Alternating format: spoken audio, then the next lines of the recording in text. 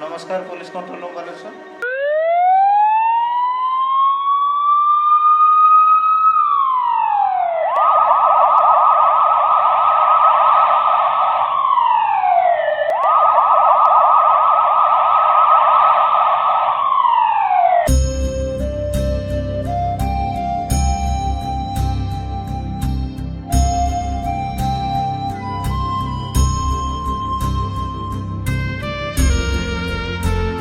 Baleshwar SP कहूँ मु समस्त बालेश्वरवासी को अनुरोध करुँची कि लॉकडाउन पीरियड रे समस्ते घरे रहंतु, सेफ रहंतु, बिना किसी कारण घर बाहरंतु नहीं।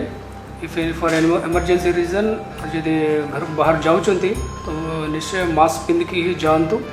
And for going to market and for grocery shops bike use करंतु नहीं, चाली चाली के जातु।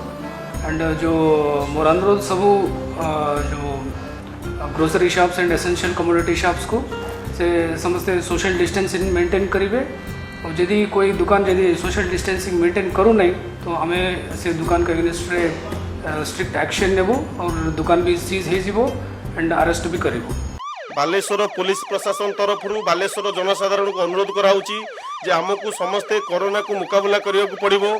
आउ राज्य सरकार जो निर्देशनामा रही लॉकडाउन को आम कड़ाकड़ी भाव पालन करवा। आपण मैंने समस्ते सामाजिक दूरत्व रक्षा करूँ। अत्यावश्यक नहले आपण आदौ रास्ता को आसतु ना। जदि बाहर को आसुँच मास्क व्यवहार करूँ। आपण सब प्रशासन को सहयोग करूँ। आम बालेश्वर में कोरोना मुक्त बालेश्वर को तैयारी करने प्रचेषा करवा।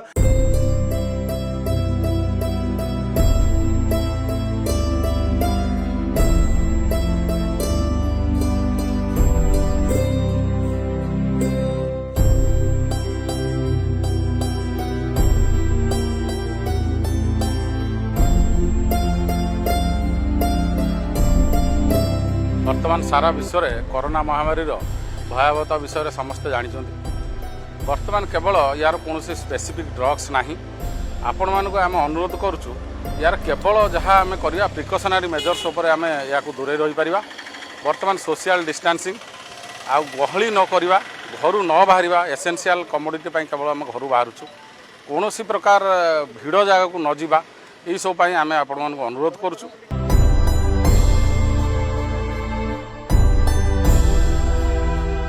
यही परिस्थिति रे जनसाधारण सुरक्षा से जीवन सुरक्षा गुरु दायित्व बर्तमान नहीं विश्व दरबार में जहाँ को नहीं बालेश्वर पुलिस जनसाधारण सेवा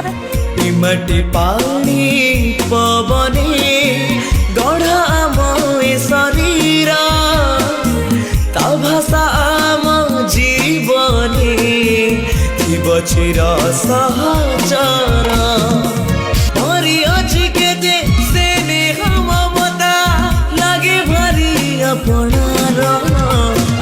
जिला बालेश्वर